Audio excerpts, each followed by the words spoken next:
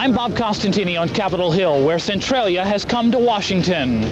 Those stories plus who won some of those high school playoff spots. We'll have all the highlights next on Newswatch 16 Update. 16 sports final tonight on Newswatch 16 Update. Proud to serve Northeastern and Central Pennsylvania. This is WNEP 16, the news station.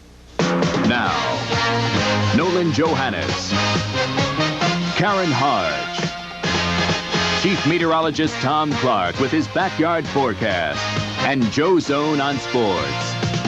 This is the Newswatch 16 Update. Good evening. You said no to the nukes. The results of our Newswatch 16 telephone poll on the nuclear arms race are in. On Newswatch 16 at 6 and at midday, we asked 3 questions about nuclear arms. 55% of those of you who answered our unscientific poll said you favor total nuclear disarmament. That is, getting rid of all nuclear bombs in all countries. 15% said the nations of the world should either freeze or cut back on the number of nuclear weapons. And 30% of you said we should build more nuclear weapons as a deterrent to nuclear war. Congress has given its okay to a record $250 billion for the government to spend on the military. It was just one of many bills the House and Senate approved today before taking a 2-month break. Congress also okayed a bill that will allow the government to go deeper into debt. And the lawmakers passed a dairy bill that will pay farmers to produce less milk. One of the bills passed by Congress today and sent to the President for his signature is a measure that will give the people of Centralia $42 million to move away from their 21-year-old underground mine fire. Newswatch 16's Bob Costantini traveled to Washington today with some of the people who've been living with that mine fire. These 30 people from Centralia are optimistic. They're going to Washington because they believe a bill which would provide money to buy out their homes will pass Congress. This despite many amendments tacked on by the Senate the night before. The congressmen are hooking all sorts of little pork barrel additives to the bill because they're pretty sure it's going to go. The attitude proves correct as the group arrives on Capitol Hill. After debate on the bill, the House approves it for good.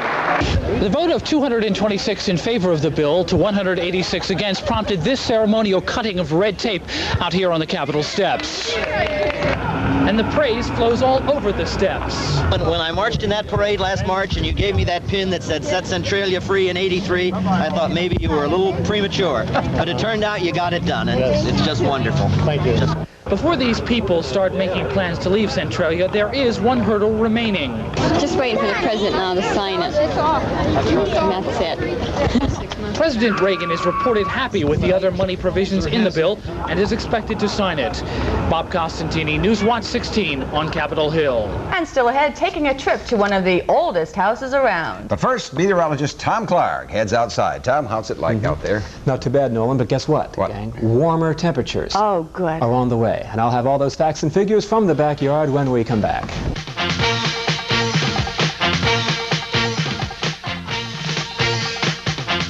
I'm Mike Stevens on the Pennsylvania Road for Newswatch 16, and I meet a lot of interesting people. A maker of some interesting gadgets, a very special group of bell ringers, a builder of some very fine furniture, competitors in a rather unusual contest.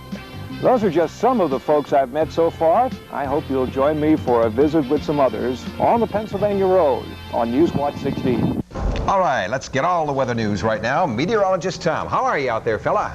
Couldn't be better, Nolan. On a Friday night, it's tranquil in the backyard tonight. Lots of clouds overhead. It doesn't feel too bad, though. Let me show you the temperature as it stands now. The moon has been in and out through the evening hours. We are now reading 40 degrees. The humidity is 60%. The wind very light from the east. And the barometer is now falling. Set yours to read 30.02 inches. The high today, well, we had a 15-degree range in temperature. On the top side, 47, which is normal, and 32 of the low last night. Records, look at that, 74 degrees in 1921 and 11 back in 1959. That's how the moon looked tonight when there was a break in the clouds. It'll be full, I think, about Sunday night.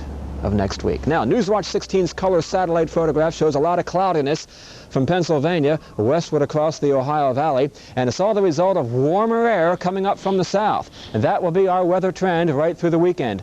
Warmer air working its way back over Pennsylvania, but not without the consequence of lots of clouds and a few scattered showers. But whereas we came close to 50 today, we will come close to 60 here on Sunday. Here's the forecast for tonight. It looks like this. Some clouds overhead, a little bit of moonlight here and there, but the clouds will dominate the sky overhead. 34, the low in Dixon City, 31 in Troy, 34 in Beach Haven tonight. Tomorrow morning, about 34, the low down in Bangor in Northampton County, and 35, the low in Selinsgrove. Tomorrow, cloudy, gray skies for the most part. There may be a passing shower or two, but no more than about 25 minutes of rain through the entire day tomorrow. Not too bad. A little bit warmer than today up there in Wayne County, Rileyville. The high tomorrow, 47, 50 in Edwardsville, 52 down there in Palo Alto, Schuylkill County, 52 Northumberland, 50 the high tomorrow in Williamsport, with a southeast wind everywhere in the afternoon. Falling barometric pressures in the afternoon and increasing humidity give us a low resistance on those aches and pains. So take it easy if you feel a little bit achy during the day tomorrow. Now here we go. Cloudy tonight, the shower tomorrow. Again, no big deal. 50, 57 degrees on Sunday afternoon. It'll be windy and mild. Maybe a passing shower. Some rain, a little bit heavier and steadier coming in early Monday morning. Temperatures still on the mild side. So, above normal temperature-wise this weekend.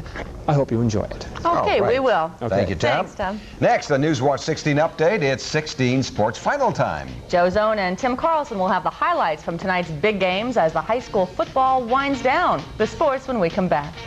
15 and Miami has a touchdown.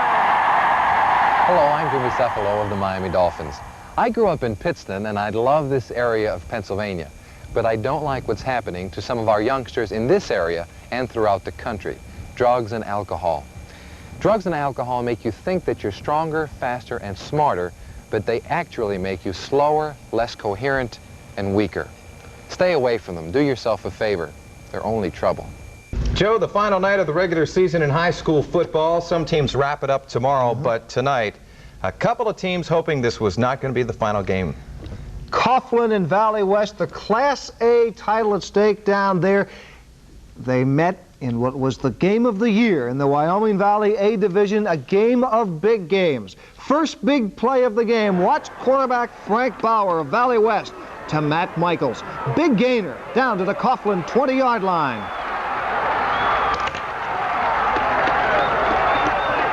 Few plays later, Bauer keeps, sweeps, good for a 3-yard touchdown, extra point, good, 7-0, 6:30 into the game. But back comes Coughlin. First play of the second quarter, Paul Pitar, number 10, to John Tomchak, 27-yard touchdown, extra point, good, and it's 7-7. 2 minutes left in the first half. Bauer again to number 82. And watch this, 53 yards, Valley West touchdown, extra point was blocked, 13-7 at the half. That's Dave Charney. Coughlin's first big turnover came in the third. They fumbled on the Valley West 15. The Spartans drove back the other way. Ed Michael, a big gainer right here.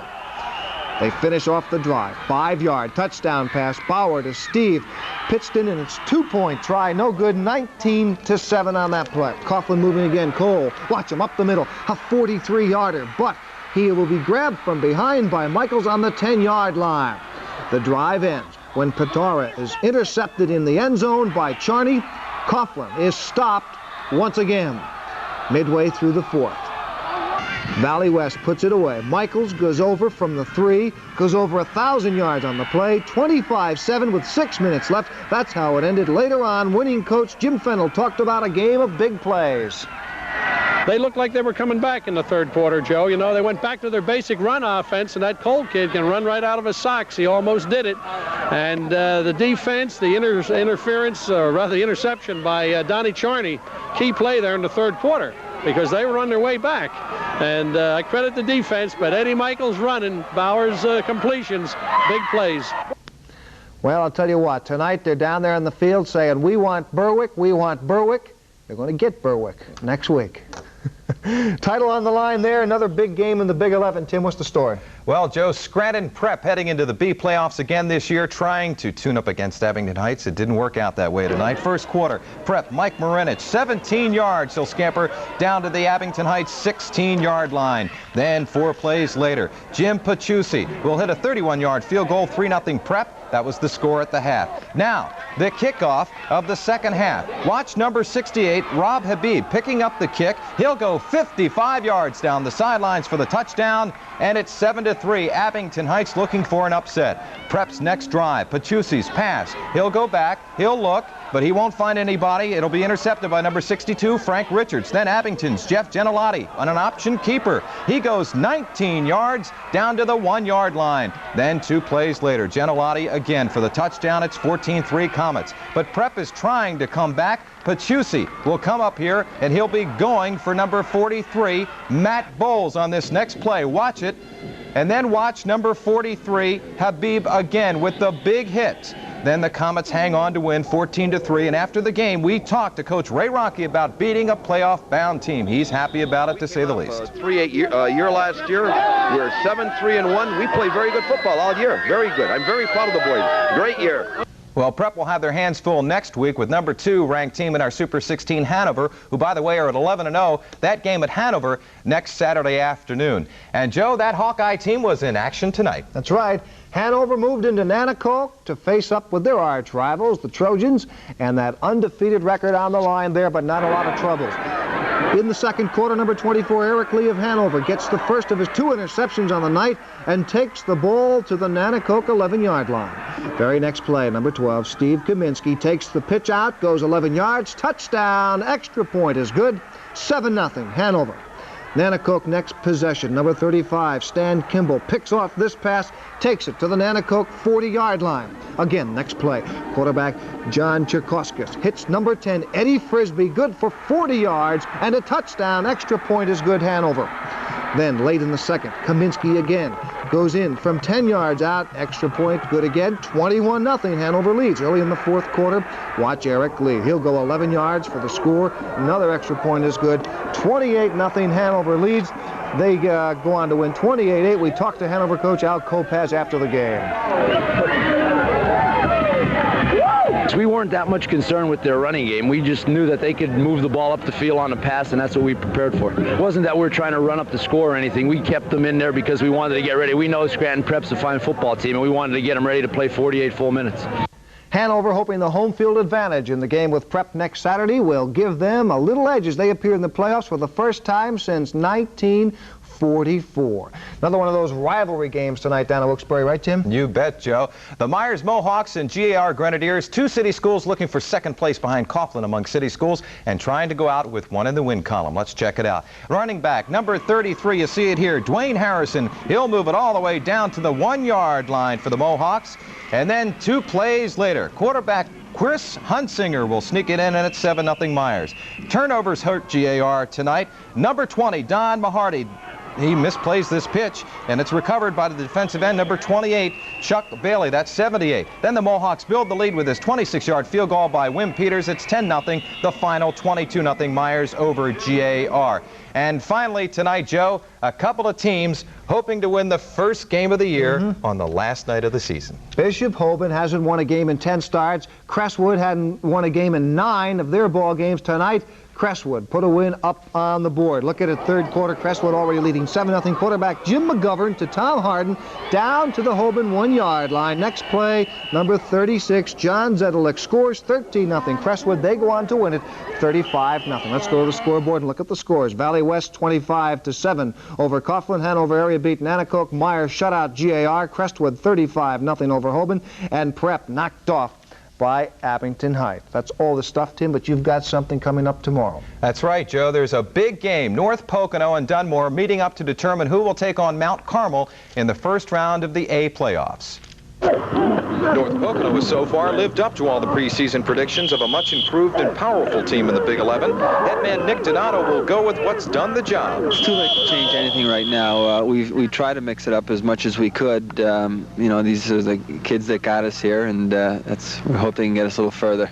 The Trojans are determining their own playoff fortunes. With a victory, they're in. A first for them in the school's history, and it's easy to spot among the players and coach. They were very excited, and you know, we wanted to be going into the last game and have a shot at it all, and this is the position we put ourselves in, and you know, we want to go out and do the job.